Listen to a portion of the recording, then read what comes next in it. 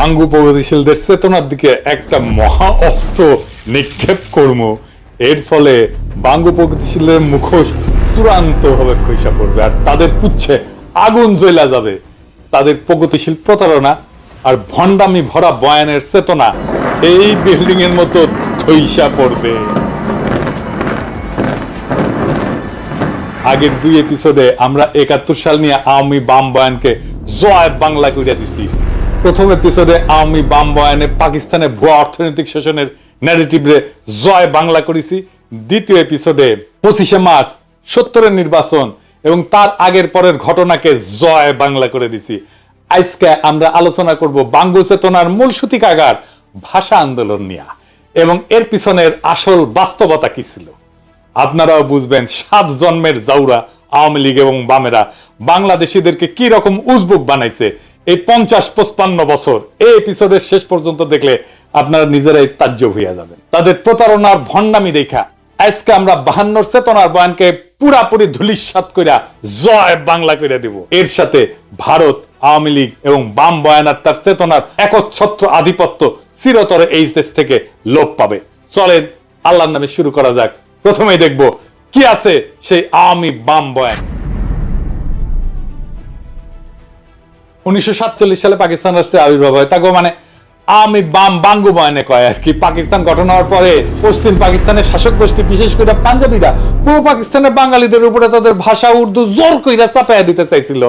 পাকিস্তান আন্দোলনের প্রধান নেতা, পাকিস্তানের প্রথম গভর্নর জেনারেল কায়েদে আজম মোহাম্মদ আলী জিন্না ঢাকাতে এসে নাকি কইছিল Urdu and only Urdu shall be the state language of Pakistan. আর এটা শুনা নাকি সবাই না না করে চিক্কুর মাইরে উঠেছিল। আর তার মধ্যে ছিল নাকি সোহরাওয়ার্দীর বডিগার্ড। জিন্না এই বক্তৃতা দেয় 2 জায়গায়। 21শে মার্চ রমনা রেস করছে বিশাল জনসভায় এবং সেই বক্তব্য কোনো প্রতিবাদ হয় নাই, বরং উচ্ছ্বসিত হয়েছিল জনগণ। উনি কইছিলেন, ইংরেজিতে কইছিলেন, কি কইছিলেন নিজেরাই শুনেন। Leave no doubt that the state language of Pakistan is going to be Urdu and no other language.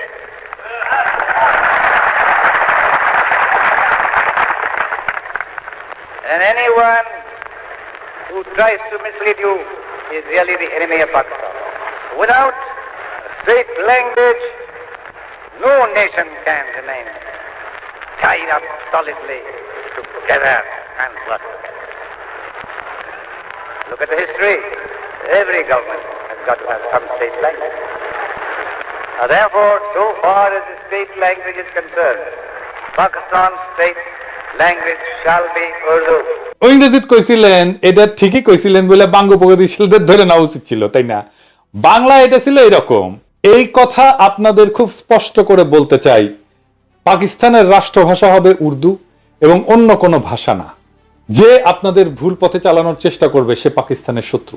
কিন্তু আপনি এটা কোথাও দেখবেন না। 24শে মার্চ কার্জন হলে তিনি একই রকম কথা বলছিলেন। শোনা যায় এইখানে বাঙ্গু প্রগতিশীলরা না না কইরা উঠেছিল। এটা একটা সিনেমাটিক প্রচার আছে, কিন্তু কোনো অরিজিনাল ফুটেজ এখনো পর্যন্ত কেউ দেখে নাই।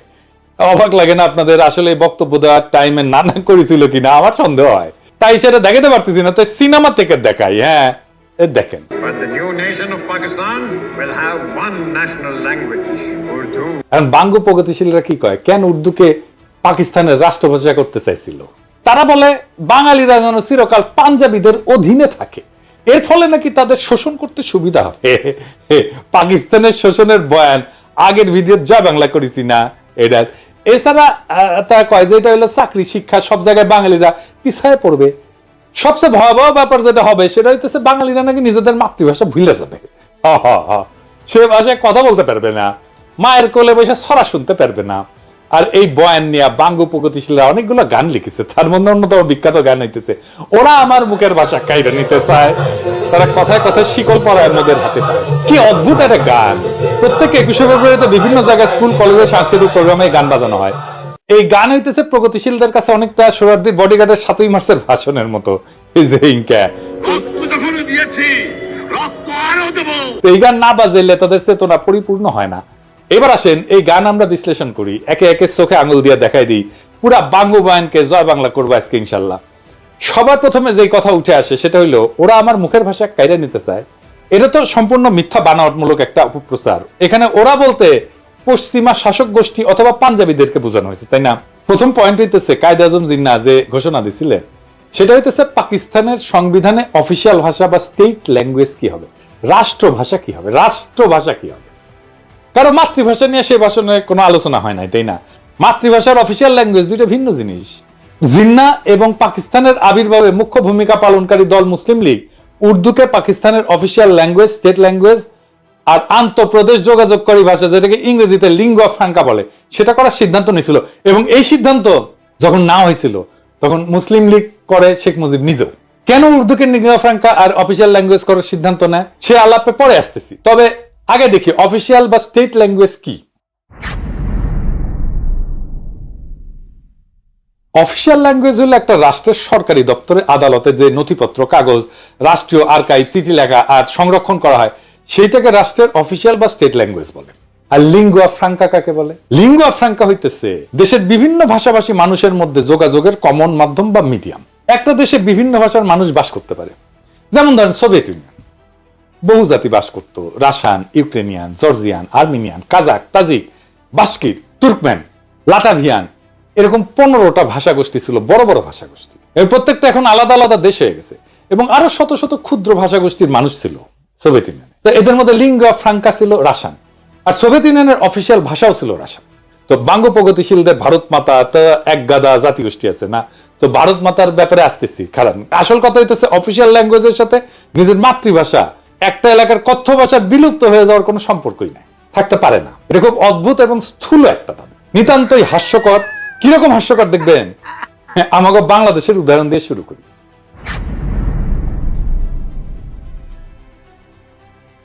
বাংলাদেশের অফিসিয়াল ভাষা হচ্ছে বাংলা, তাই না?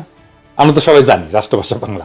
তো বাংলাদেশে অন্য ভাষাভাষী জনগোষ্ঠী আছে, যেমন সিলেটি আছে, সাতগাই আছে, চাকমা আছে, গারো আছে, সাঁওতাল আছে, অনেক আছে, তাই না?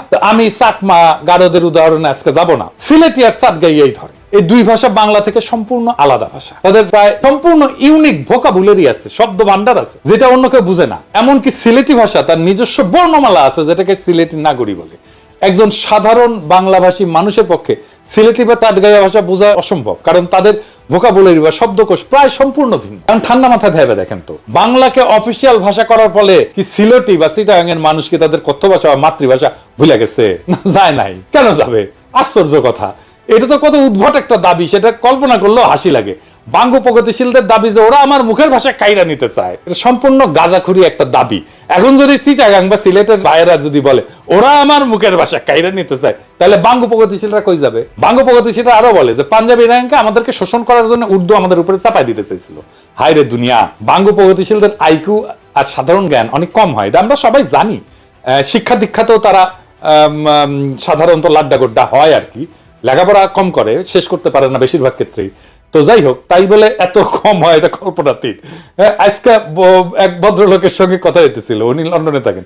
তো ওনারে কইলাম যে এই বাঙ্গ প্রগতিশীলদের এত আপনারা পাত্তা দেন, বলেন তো দুনিয়ার কোন দেশে, বড় শহরে, কোন শহরে একজন সো কল্ড বাঙ্গ প্রগতিশীল, একজন সাকসেসফুল প্রফেশনাল, ভালো চাকরি বাকরি করে, প্রফেশনালি এক্সট্রিমলি সাকসেসফুল, সমাজের মানুষ তাকে চেনে, নোটিস করে, মানে সমাজে তার প্রভাব আছে? নাই। দুনিয়ার যে কোনো বড় শহরে, ধরেন London, Paris, new York, Geneva, Sydney, কোথাও পাবেন না। বাম, সেকুলার, আওয়ামী লীগ, এগুলো কোথাও পাবেন না। আহম্মকের দল এটাই জানে না যে পাঞ্জাবিদের নিজেদের মাতৃভাষা বা কথ্য ভাষা উর্দু না, তাদের কথ্য ভাষা হচ্ছে পাঞ্জাবি। পাঞ্জাবি ভাষা হিন্দুস্তানি বা উর্দু থেকে সম্পূর্ণ আলাদা একটা ভাষা। শুনেন, ਚਾਨਣ ਘਟ ਰਿਹਾ ਸੀ, ਹਨੇਰੇ ਦੀ ਆਮਦ ਦੇ ਨਿਸ਼ਾਨ ਪ੍ਰਗਟ ਹੋ ਰਹੇ ਸੀ ਤੇ ਕਹਿੰਦੇ ਆ ਲੋਕਾਂ 'ਚ ਹਾਹਾਕਾਰ। এটা হইতেছে পাঞ্জাবি। কি বুঝতে পারলেন যে এটা যে উর্দু না, এটা যে হিন্দি না? শুধু তাই না, পাকিস্তানের সীমান্ত প্রদেশের পশতুনদের মাতৃভাষা হচ্ছে পশতু, সিন্ধুর ভাষা সিন্ধি, বেলুচিস্তানের ভাষা বালুচ। এই সমস্ত প্রত্যেকটা ভাষা আলাদা আলাদা। কেউ কি নিজেদের ভাষা ভুলে গেছে উর্দুকে অফিসিয়াল ল্যাঙ্গুয়েজ করার ফলে? কারো কি ভাষা কায়দা না হয়েছে? পুরো দাবিটা এত বোগাস, এটাকে যে লজিক দিয়া, যুক্তি দিয়া ভ্রান্ত প্রমাণ করা লাগতেছে, সেটা ভাবতে অবাক লাগে। ধরে নিলাম পাঞ্জাবিরা আমাদের শোষণ করতে চায়, তাহলে তো তারা পাঞ্জাবিকে রাষ্ট্রভাষা করার ঘোষণা দিত, উর্দুকে না, তাই না? জিন্নার জন্ম সিন্ধুর করাচি শহরে, উনার দাদা গুজরাটের অধিবাসী, তাদের কথ্য ভাষা গুজরাটি ছিল। মোহাম্মদ আলী জিন্নাকে ছোটবেলাতে ইংল্যান্ডে চলে যাওয়ার ফলে ইংলিশে বেশি স্বাচ্ছন্দ্য বোধ করতেন উনি, এবং সেই ভাষাতেই কথা বলতেন। ধরে নিলাম যে উনার নিজের ভাষা আমাদের উপরে চাপাই দিতে চাইতেছিলেন। তাই যদি হইতো তাহলে উনি গুজরাটিকে পাকিস্তানের একমাত্র রাষ্ট্রভাষা করার ঘোষণা করতেন, উর্দুকে না, তাই না? জেনারেল আইয়ুব খান উনি সীমান্ত প্রদেশের মানুষ ছিলেন, জন্ম সীমান্ত প্রদেশের হরিপুর জেলা রেহানা নামের একটা গ্রামে। তো আপনার রেহানা নাম শোনেন না, এটা কিন্তু এই গ্রাম থেকে আসছে। ওনাদের মাতৃভাষা অন্য পাঠানদের পশতুদের চেয়ে আলাদা ছিল। ওনার মাতৃভাষা ছিল হিন্দকো। ইয়াহিয়া খান ছিলেন কিজিলবাস, এর মাতৃভাষা ছিল ফার্সি বা যেটা ইরানের ভাষা। পাকিস্তানে আইয়ুব খানের পর সেনাপ্রধান ছিলেন মুসা খান, উনি ছিলেন হাজারা সম্প্রদায়ের লোক, ওনার ভাষা ছিল হাজারা। মোহাম্মদ আলী জিন্নাহ, আইয়ুব খান, মুসা খান, ইয়াহিয়া খান এরা সবাই মাইনরিটি জাতির সদস্য ছিল, মানে মুসলমান পাকিস্তানেরও মাইনরিটি জাতির সদস্য। জুলফিকার আলী ভুট্টো ছিলেন সিন্ধু প্রদেশের লারকানার মানুষ, আর মাতৃভাষা ছিল সিন্ধি। কেউই বাঙ্গুদের কল্পিত পাঞ্জাবি শোষক ছিলেন না। আমি একটা জিনিস বুঝি না, বাঙ্গুরা সব জায়গায় তো পাঞ্জাবি শোষক কই থেকে পায়? আরে সামারগিরি করে ভুয়া বয়ান বানাবু, জাইনা শুনে গোজা মিল দিয়া বানা, এর গোজা দেয় কিন্তু মিলে না। এরপর আবার বালসুনের মতো লেজে গবরে একখান বয়ান বানায়, জাতিকে সেটা গিলায় আজীবন তাদের অন্ধ করে রাখার স্বপ্ন দেখে। 47 থেকে 71 পর্যন্ত পাকিস্তানে যতগুলা প্রধান বিচারপতি ছিল, একজনের মাতৃভাষা উর্দু ছিল না। সবাই 5 জন ছিল মোট, এর মধ্যে 2 জন ছিল বাঙালি। তাদের নাম বলি, মিয়া আব্দুল রশিদ পাঞ্জাবি ছিল, মোহাম্মদ মুনির পাঠান ছিল, এআর কর্নেলিয়াস উনি অ্যাংলো ইন্ডিয়ান ছিলেন, ফজল আকবর বাঙালি ছিলেন, হামুদুর রহমান বাঙালি ছিলেন। বিভিন্ন গুরুত্বপূর্ণ ব্যক্তিদের মধ্যে কালে ভদ্রে 2-1টা পাঞ্জাবি নাম পাওয়া যায়, কিন্তু সবাই বিভিন্ন জাতের মানুষ, অনেকেই মাইনরিটি জাতের মানুষ। এদের কারো তো কোনো সমস্যা হইল না উর্দুকে অফিসিয়াল ল্যাঙ্গুয়েজ করার ফলে, কেউ তো বোঝার দাবি তুললো না, ওরা আমার মুখের ভাষা কাইরা নিতে চায়। এদের কারো তো চাকরি বাকরি পাইতে, শিক্ষিত হইতে, রাজনীতি করতে কোনো অসুবিধা হয় নাই। যত অসুবিধা বাঙ্গু প্রগতিশীলদের। বাঙ্গু প্রগতিশীলরা যে কত বড় সামারের সামার, বাটপারের বাটপার, সেটা দেখতে পারবেন। আসেন এবার গানের আর বাঙ্গু বয়ানের আর একটা দাবি নিয়ে। উর্দুকে রাষ্ট্রভাষা করা হলে নাকি বাংলাদেশি বয়াতিদের নাইসা নাইসা গান গাওয়া বন্ধ হয়ে যাবে।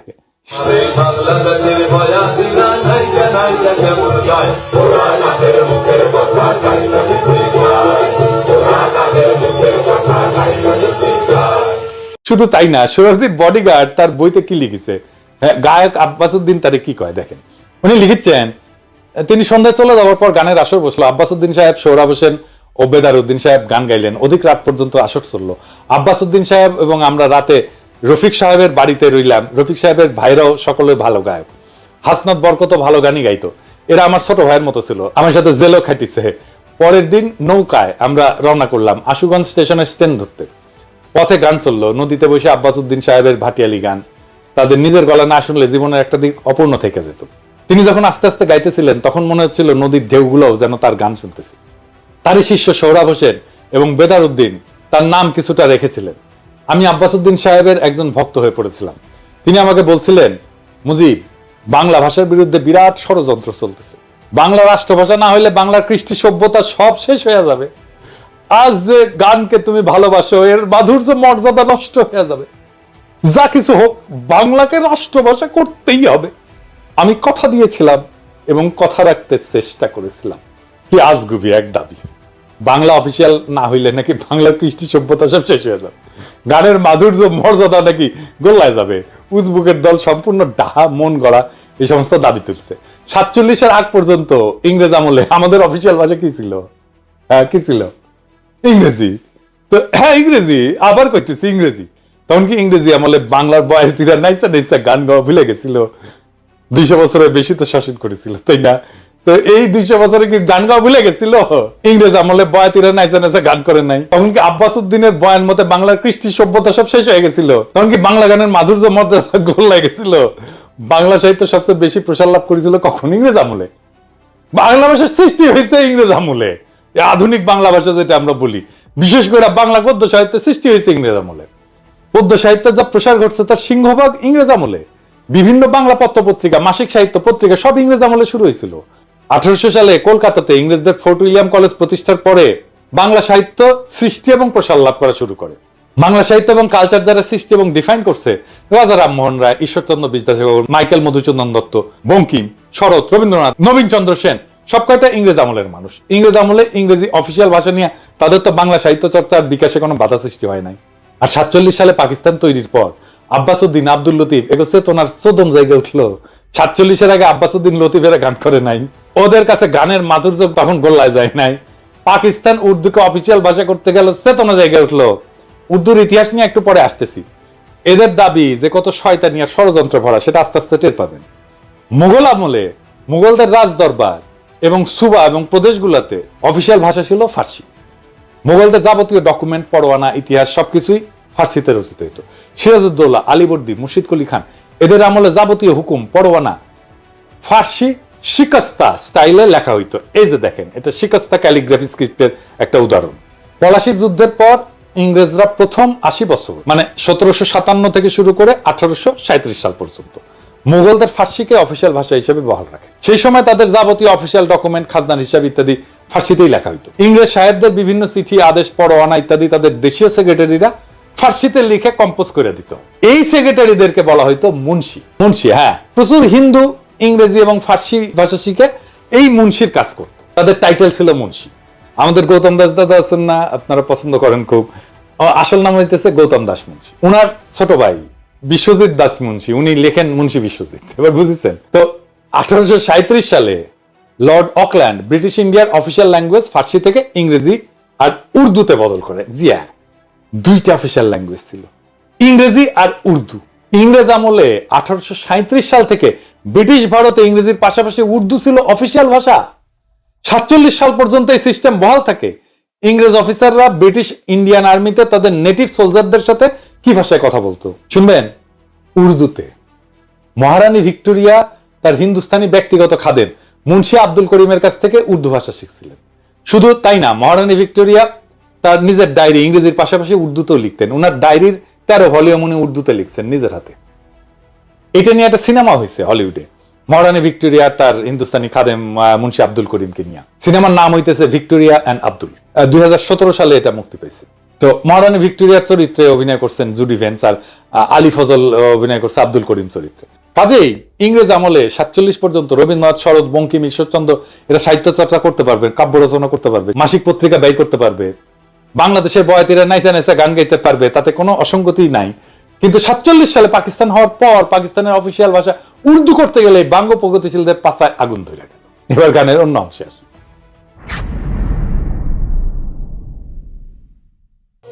আর কথা মনে কইরা রাখতে কইরা যায় ঘুম পাড়াই লাগাই তোদের ওমায় সোনা মানিক জাদু বলে চুমা দিয়া লইতো বলে সোনা মানিক জাদু বলে চুমা দিয়া লইতো বলে আলো জাদুর কইরা কইতো মরে আর জানা মার বুকে যায় ওরা মায়ের মুখে কথা কাইতে যায় ওরা মায়ের মুখে কথা কাইতে। আচ্ছা বলেন, অফিসিয়াল ভাষার সাথে দুঃখিনী মায়ের তার সন্তানকে সোনা মানিক জাদু বলে চুমা দিয়া লইতো কোলে আয়সান আমার বুকে, আয়ের সম্পর্ক কি? ইংরেজ আমলে কি কোনো বাঙালি রমণী তার সন্তানকে বাংলা ভাষায় সোনা মানিক জাদু বলে চুমা দিয়া কোলে নেয় নাই? কি আশ্চর্য একটা দাবি। বাঙ্গ প্রগতিশীলরা আবার এর মধ্যে দুঃখিনী মায়ের ঢুকেছে। কত বড় বাটপারেরা।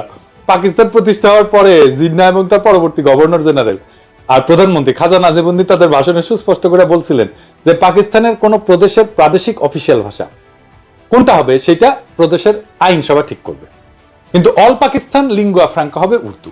আগেই বলছি, পাকিস্তানে বহু ভাষার মানুষ বাস করত, পাঞ্জাবি, বাঙালি, পাঠান, বালুচ, হাজরা, সিন্ধি, কিজিলবাস। এদের সবার আন্তঃযোগাযোগ বা ইন্টার কমিউনিকেশনের জন্য উর্দু ছিল সবচেয়ে মোক্ষম ভাষা, কারণ এরা সবাই উর্দু জানতো। মানে ধরেন হাজরা সম্প্রদায়ের মানুষ বাংলা জানে না তো, বেলুচরা বাংলা জানে না তো, তাহলে রাষ্ট্রভাষা যদি বাংলা করে তাহলে কেমনে হবে বলেন তো? উর্দু শব্দটা আসছে তুর্কি ভাষা থেকে। মূল তুর্কি শব্দটা ছিল অর্দু, যার অর্থ হচ্ছে সেনাবাহিনী বা সামরিক শিবির বা ক্যাম্প। এই অর্দু শব্দটা পরবর্তীতে ফার্সি, তারপরে উর্দুতে এসে দাঁড়ায় জাবানি উর্দু, অর্থাৎ সেনাবাহিনীর ভাষা। এই উর্দু থেকেই উর্দি মানে সেনাবাহিনীর পোশাক শব্দটা আসছে। কেন উর্দু? এর জন্য অল্প একটু ইতিহাস বলি, শোনেন, ভালো লাগবে আপনাদের। আরবরা যখন নবীজির ওফাতের পর বিভিন্ন সাম্রাজ্য যেমন রোমান, পারস্যদের পরাজিত কইরা নিজেদের সাম্রাজ্য বানায়, সেটা সর্বপ্রথম উমাইয়া আমলে ভারতবর্ষ পর্যন্ত পৌঁছায়। মোহাম্মদ বিন কাসেমের নেতৃত্বে মুসলমানরা 711 সালে মাকরান, বেলুচিস্তান আর সিন্ধু প্রদেশ জয় করে। মোহাম্মদ বিন কাসিম সিন্ধু থেকে নদী ধইরা উত্তর দিকে বর্তমান পাঞ্জাবের মুলতান পর্যন্ত জয় করছিলেন। এইখানে আরবদের বিজয় থেমে থাকে প্রায় 300 বছর। ততদিনে উমাইয়াদের পতন হইয়া আব্বাসীয় খলিফারা আসছেন এবং আব্বাসীয় সাম্রাজ্য দুর্বল হইয়া বিভিন্ন খণ্ডে বিভক্ত হয়ে গেছে। আব্বাসীয় সাম্রাজ্যের পূর্ব দিকের প্রদেশ ইরান, খোরাসান আর তুরানে সামানিদ নামে একটা সালতানাত প্রতিষ্ঠা হয় 874 থেকে 999 সাল পর্যন্ত। তুরান হইতেছে তুর্কিদের এলাকা। খোরাসানের উত্তরে একটা বিখ্যাত নদী আছে যার নাম আমুদরিয়া, আপনারা শুনছেন না? গ্রিকরা একে অক্সাস বলতো। আলেকজান্ডার দ্য গ্রেট এই নদী ক্রস করছিলেন তার যুদ্ধযাত্রায়। সেই নদী হইতেছে ইরান আর তুরানের সীমানা। সেই নদীর উত্তরে তুরানি বা তুর্কিরা থাকতো। তুরানি তুর্কি ট্রাইব গুলা অশ্বারোহী বা নমাডিক ছিল। সামানিদ সুলতানেরা ইরানি ছিল এবং তারা ফার্সি ভাষায় ব্যাপক পৃষ্ঠপোষকতা করত। আধুনিক ফার্সি সাহিত্য সামানিদ আমল থেকে শুরু হয়েছে। ফার্সি লেখা হয় আরবি হরফে। ইরানের মহাকবি ফেরদৌসি এই সময়ের মানুষ। সামানিদ সুলতানেরা তাদের রাজসভা এবং সামরিক বাহিনীতে তুরানি অশ্বারোহীদের ব্যাপকভাবে রিক্রুট করছিল। এদের মধ্যে একজন তুর্কি সেনাপতি আলেপ্তেগিন 962 সাল বর্তমান আফগানিস্তানের গজনি শহর জয় করে এনে নিজের একটা সাম্রাজ্যের গোড়াপত্তন করে। এই আলেপ্তেগিনের নাতি বা দৌহিত্র হচ্ছে গজনির বিখ্যাত সুলতান মাহমুদ, যিনি অশ্বারোহী তুর্কি বাহিনী নিয়ে ভারতবর্ষের পাঞ্জাব বিজয় করে তার সাম্রাজ্য যোগ করে। এর ফলে আরবদের বেলুচিস্তান এবং সিন্ধু বিজয়ের প্রায় 300 বছর পর মুসলমানরা বর্তমান সীমান্ত প্রদেশ পাঞ্জাব বিজয় করে। সুলতান মাহমুদ এবং পার্শ্ববর্তী গজনী সুলতানেরা তুর্কি হওয়া সত্ত্বেও তারা সামানিদ সুলতানদের অনুসরণে ফার্সিকেই নিজেদের অফিসিয়াল ভাষা হিসেবে ব্যবহার করতেন। সুলতান মাহমুদ মহাকবি ফেরদৌসিকে নিয়ে পারস্যের মহাকাব্য শাহনামা রচনা করছিলেন। আপনারা জানেন না যে বিখ্যাত শাহনামা? তো গজনীর এই সালতানাত 1186 সাল পর্যন্ত ছিল। 1186 সাল পর্যন্ত আফগানিস্তানের ঘুর শহরের তুর্কিক সেনাপতি মুইজুদ্দিন মোহাম্মদ ঘুরি গজনির সালতানাতকে বিজয় করে যোগ করেন নিজের সাম্রাজ্যে। এরপর উনি 1192 সালে দিল্লির কাছে নিজের বর্ম আচ্ছাদিত ঘোড়সওয়ার হেভি ক্যাভারলি এই তুর্কি বাহিনী নিয়ে তরাইনের যুদ্ধে রাজপুত রাজা পৃথ্বীরাজ চৌহানকে পরাজিত করে ভারতবর্ষের মুসলমানদের প্রথম কেন্দ্র দিল্লি সালতানাত প্রতিষ্ঠা করেন।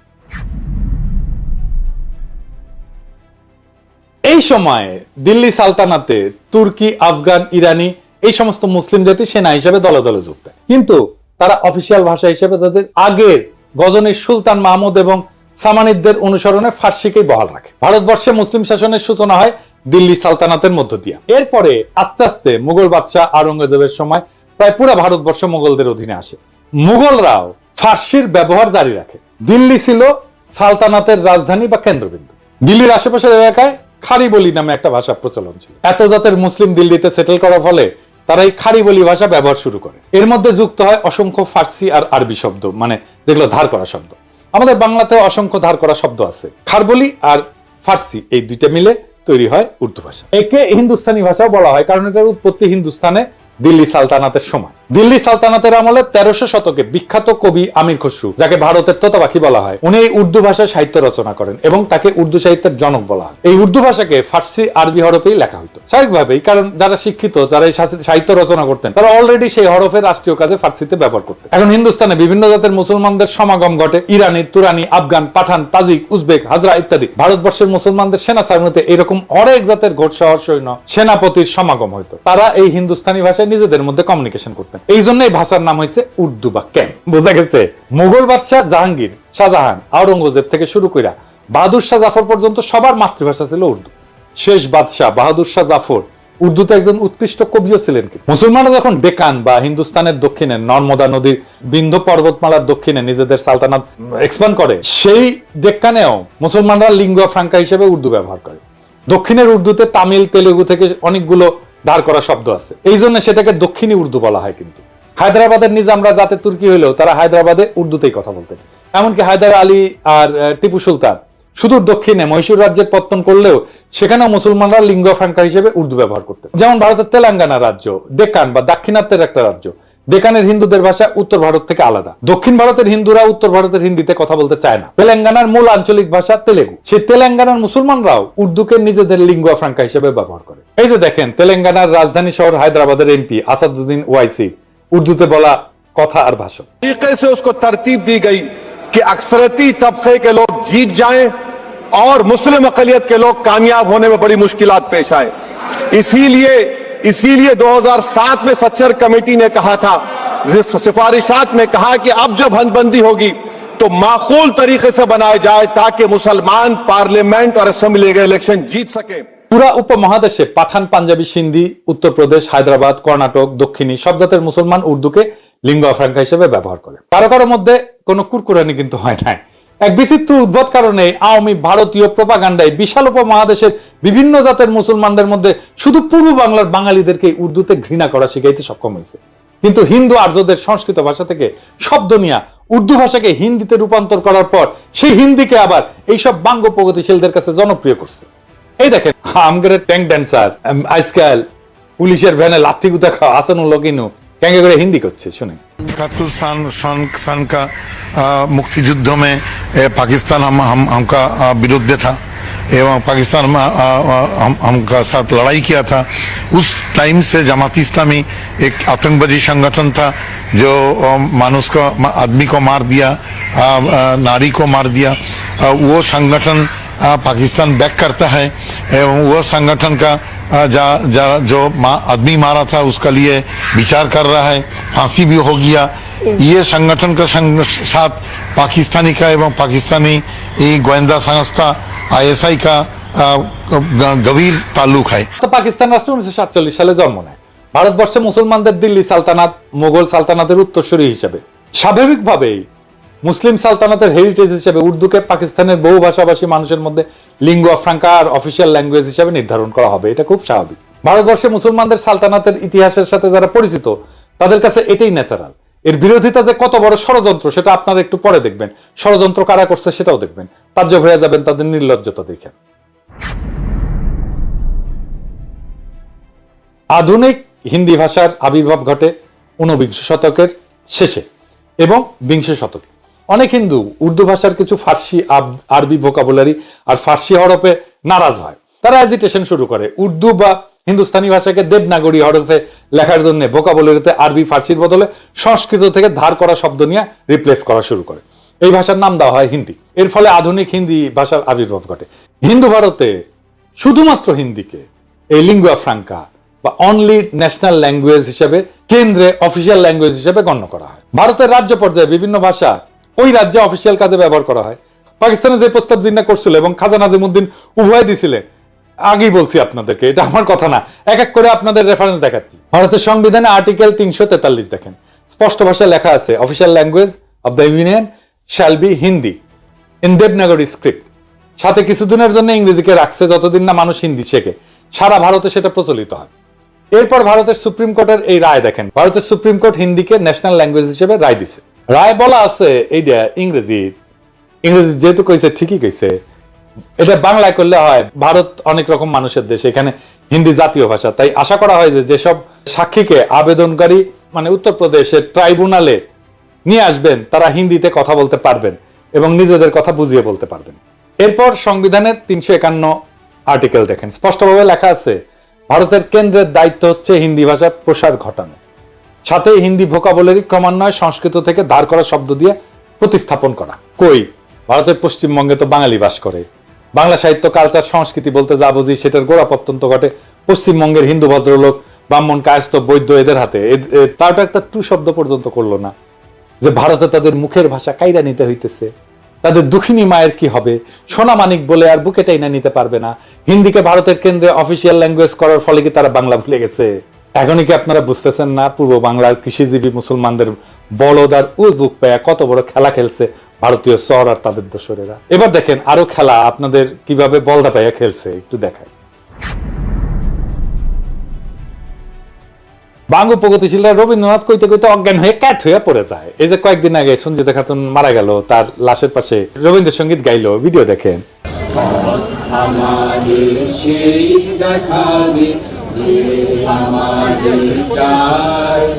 আমি অভয় মনে ছাড়ব তোরি, এই শুধু মোর দান।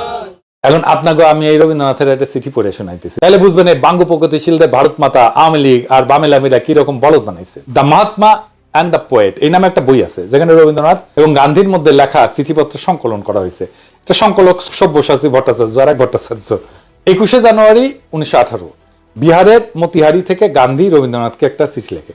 এই পত্রে গান্ধী রবীন্দ্রনাথের মতামত জানতেছে একটা বিষয়টা হইতেছে হিন্দিকে ভারতের একমাত্র জাতীয় ভাষা বা ন্যাশনাল ল্যাঙ্গুয়েজ করার ব্যাপারে, এই ভাষাকে আন্তঃপ্রদেশ যোগাযোগ এবং জাতীয় সমস্ত কমিউনিকেশনের ব্যাপারে চালু করা গান্ধীর প্রশ্ন ছিল এইরকম ইংরেজি, যে এটা কি ঠিক না যে হিন্দি একমাত্র সম্ভাব্য জাতীয় ভাষা এবং বিভিন্ন আন্তঃপ্রদেশের যোগাযোগের জন্য ভাষা হইতে পারে? চিঠির উত্তরে শান্তিনিকেতন থেকে 24শে জানুয়ারি 1918-তে রবীন্দ্রনাথ এই প্রস্তাবে সম্মতিসূচক মতামত দেন এবং হিন্দিকে ভারতের একমাত্র জাতীয় ভাষা যা আন্তঃপ্রদেশ যোগাযোগের জন্য উপযুক্ত বলে মতামত প্রদান করেন। তিনি স্পষ্ট বলছিলেন, হ্যাঁ, হিন্দি একমাত্র সম্ভাব্য জাতীয় ভাষা হইতে পারে ভারতের। আবার পড়ে শোনাচ্ছি, Hindi is the only possible national language in India. তবে এও বলেন, যেহেতু তাদের প্রজন্ম ইংরেজি শাসনের অধীনে বড় হয়েছে, ইংরেজি ভাষাতে নিজেদের মতামত আর্টিকুলেট করে হিন্দিকে সম্পূর্ণরূপে প্রচলন করতে আরেক জেনারেশন বড় হওয়া লাগবে। গান্ধী গুজরাটি, মাতৃভাষা গুজরাটি, এবং রবীন্দ্রনাথ বাঙালি, বিনা দ্বিধায় হিন্দিকে একমাত্র জাতীয় ভাষা হিসেবে মাইনা নিল। ভারত স্বাধীন হওয়ার পরে ভারতের সংবিধানেও হিন্দিকে একমাত্র অফিসিয়াল ভাষা হিসেবে ঢুকানো হইল এবং এর পাশে ইংরেজিকে রাখা হইল যতদিন নতুন প্রজন্ম হিন্দি না শিখে। যে বাঙ্গ প্রগতিশীলরা এত রবীন্দ্রনাথ করলে পাগল হইয়া যায়, কাইট হয়ে পড়ে যায়, সে রবীন্দ্রনাথ নিজেই তো তার দেশ ভারতে হিন্দিকে সর্বভারতীয় ভাষা হিসেবে প্রমোট করছে। এখানে বাঙ্গ প্রগতিশীলদের আইকন রবীন্দ্রনাথ তাহাউকে করে নাই যে সে তার মাতৃভাষা ভুলা যাবে। পশ্চিম বাংলার কোন কবি সাহিত্যিক তো এটা একটা টু শব্দ করে নাই, যেহেতু রবীন্দ্রনাথ কইছে, ঠিকই কইছে।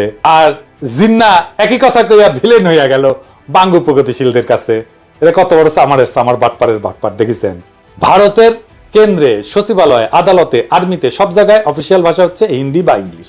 সব ফাইলপত্র, যোগাযোগ, চিঠি আদান প্রদান হিন্দি অথবা ইংলিশে করা লাগে। ভারতের পার্লামেন্টে কথা বলতে গেলে হিন্দি বা ইংলিশ ব্যবহার করতে হয়। পার্লামেন্টের মেম্বার, রাজনীতিবিদ যদি বকলম বা মূর্খ হয় তাহলে স্পিকারের বিশেষ অনুমতি নিয়ে অন্য ভাষায় বক্তৃতা দিতে পারে, যদিও সেই বক্তব্য কেউ শুনে না। এই যে দেখেন, পশ্চিমবঙ্গের লোকসভার একজন সদস্য অভিষেক ব্যানার্জি ডায়মন্ড হারবার 24 পরগনা আসনের এমপি, লোকসভায় হিন্দিতে কথা হচ্ছে। দেখেন, खबर रखिए और कुर्सी का पीटी बांध लीजिए, मौसम बिगड़ने वाला है। आप डायरेक्शन देंगी ये मुझे? पश्चिम बंगाल के चीफ मिनिस्टर ममता बनर्जी सदन के सदस्य है, नहीं है? तो उन्होंने क्यों टिप्पणी किया? বাঙ্গু প্রগতিশীলরা তো ভারত মাতা শুইয়া কায়েত, এরা কিন্তু ভারত মাতার বিরুদ্ধে একটা টু শব্দ করবে না। আপনাদের কি আসলে বিশ্বাস হয় যেই সব 7 জন্মের জাউরাজ, আওয়ামী লীগ, সিপিবি, বামপন্থী বুদ্ধিজীবী সাহিত্যিক যেমন শাহরিয়ার কবির, কমিউনিস্ট মুনির চৌধুরী, যারা ভাষা আন্দোলন নিয়ে লাফাইছে, তারা কি এইটার জবাব দিতে পারবে যে যদি 47-এর দেশভাগ না হইয়া আমরা যদি অখণ্ড ভারতের অংশ হইতাম তাহলে কেন্দ্রে অফিসিয়াল ভাষা কি হইতো? হিন্দি হইতো তো, তাই না? তো তারা কি হিন্দি ব্যবহারের বিরুদ্ধে একটা টু শব্দ করতো? তারা তো তাদের গুরুদেব রবীন্দ্রনাথের আদেশ দেখে কাইট হয়ে পড়ে যেত। আসলে ওদের সবসময় উদ্দেশ্য ছিল ভারত মাতার এজেন্ডা বাস্তবায়ন করা। আমাদের আগের 2টা এপিসোডে দেখাইছি, এপিসোডের মাধ্যমে সেটা আবার স্বতঃসিদ্ধভাবে প্রমাণ করলাম আপনাদের সামনে আরেকবার। এরা সব সময় এই ভূখণ্ডের মুসলমানদেরকে দুর্বল করে রাখতে চেয়েছে, এখনো সেটার জন্য আপ্রাণ চেষ্টা করে যাচ্ছে। সেই জন্য প্রথম থেকে ষড়যন্ত্র করে তাদের দেশীয় লেসপেন্সারদের মাধ্যমে এই সমস্ত ভুয়া বয়ান তৈরি করে বিলি করেছে। পাকিস্তান তৈরি হওয়ার পর থেকে এদের উদ্দেশ্য ছিল উপমহাদেশের মুসলমানদের মধ্যে যাতে বন্ধন না থাকে, একতা না থাকে, মুসলমানরা যাতে কোনোভাবে এক দেশে বসবাস না করে। মুসলমানরা যদি একতাবদ্ধ শক্তিশালী থাকে তাহলে তো ভারত মাতার বিশাল বিপদ সামনে, তারা তাদের অখণ্ড ভারত পুনরুদ্ধারের স্বপ্ন বাস্তবায়ন করতে পারবে না। এই জন্যই ভারত নিজে হিন্দিকে নিজের অফিসিয়াল ল্যাঙ্গুয়েজ বানায় পূর্ব বাংলার মুসলমানদেরকে উজবুক বানাইছে তাদের দেশীয় দোসরের মাধ্যমে। এখনো খেয়াল করলে দেখবেন ইউটিউবে বা ফেসবুকে পশ্চিমবঙ্গের বাঙালিরা এসে এই ব্যাপারে উস্কানি দেয়। যখন কোনো উর্দু গানে বা পাকিস্তানের কোনো কিছুতে বাংলাদেশি কেউ লাভ দেয়, লাইক দেয় বা কোনো একটা কমেন্ট করে, এইসব পশ্চিমবঙ্গের বাটপাট সামাররা এসে কয় তোদের ভাষা উর্দু নাকি? কত বড় সামারেরা!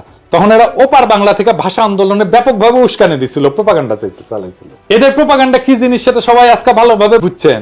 দেখেন, আপনাকে মৌলিক যখন কেন্দ্রে যায়, মোদির সাক্ষাৎকার নেয়, তখন হিন্দিতে কথা কয়। मोदी जी रिपब्लिक बांग्ला में पहली बार बहुत बहुत स्वागत है। नमस्कार, बहुत बहुत शुक्रिया आपको मोदी जी। मोदी जी, ये जो पूरा जो माहौल है, हजारों में लोग यहाँ पे आए हैं, क्या कुछ नहीं हुआ? ये प्रोग्राम को बंद करने के लिए लोगों को रोका गया, 144, 144 इशू किया गया, बहुत सारे जगहों पे रोक नहीं पाए। ममता बनर्जी को मोदी से इतना डर क्यों है? পশ্চিমবঙ্গের হিন্দু বাঙালিদের কাছে এটা কিন্তু কোনো আপত্তির বিষয় না, কিন্তু মুসলমানরা উর্দু কইলে তাদের হোগা জ্বলে যায়, তাদের হোগায় আগুন জ্বলে ওঠে দাউ দাউ করে। এইবার আসি ষড়যন্ত্রের অন্তিম পর্যায়ে। 52 সালের 21শে ফেব্রুয়ারির ঘটনা। 21শে ফেব্রুয়ারি নিয়ে যেই বয়ান প্রচলিত তাতে বলা হয় পাকিস্তানি পুলিশ হঠাৎ কইরা বলা নাই কওয়া নাই নিরীহ ছাত্রদের মিছিলে গুলি বর্ষণ করে, যেখানে তারা রাষ্ট্রভাষা বাংলা চাই স্লোগান দিতে দিতে শান্তিপূর্ণ মিছিল করতেছিল। এর ফলে হতাহত হয় বেশ কিছু ছাত্র জনতা, কিন্তু বাস্তবতা ছিল সম্পূর্ণ বিপরীত। প্রথম পয়েন্ট হচ্ছে গুলি চালাইছিল প্রাদেশিক সরকার, কেন্দ্রীয় সরকার না। পুলিশ ছিল প্রাদেশিক সরকারের অধীনে এবং পূর্ব বাংলা পুলিশে বাঙালিরাই চাকরি করত। প্রাদেশিক সরকারও সম্পূর্ণভাবে বাঙালি ছিল। মুখ্যমন্ত্রী ছিল ময়মনসিংহের নুরুল আমিন, মন্ত্রিসভা ক্যাবিনেট ছিল 100% বাঙালি। দ্বিতীয় গুরুত্বপূর্ণ পয়েন্ট হইতেছে পুলিশ লাফায় এসে ছাত্রদের উপরে গুলি চালায় না। আওয়ামী লীগ এবং কমিউনিস্ট পার্টির ছাত্র সংগঠন অনেক উস্কানি দিয়াও কোনো পাল্টা সাড়া না পেয়ে একটা সিন ক্রিয়েট করার জন্য প্রাদেশিক আইনসভার দিকে হামলা করতে যায়। তখন প্রাদেশিক আইনসভা ছিল এখন যেটা বাংলা একাডেমি, ওইটা। সেদিন প্রাদেশিক আইনসভার সদস্যদের একটা মিটিং এর ডেট ছিল। সেখানে আওয়ামী বামেরা প্রাদেশিক আইনসভার সদস্যদেরকে আইনসভায় যোগ দিতে বাধা প্রদান করে শারীরিকভাবে, তাদের গাড়ি পর্যন্ত আটকায়। পুলিশ এসে তাদেরকে সরাই দিতে চায়, রাস্তা ক্লিয়ার করে দিতে চায়। তখন লীগের আর কমিউনিস্টদের ছাত্রকারা পুলিশের উপরে চড়াও হয়, পুলিশ লাঠিচার্জ করে। লীগের গুন্ডারা এরপরে পুলিশের দিকে ঢিল ইট পাটকেল ছড়া শুরু করে এবং পুলিশেরা আহত হয়। তো এই সমস্ত বামেরা কি ধরনের হয় দেখেছেন তো, পুলিশদেরকে কিভাবে আক্রমণ করে এবং তারপরে বলে আমাকে আক্রমণ করছেন কেন, দেখেন না? এই যে দেখেন, এই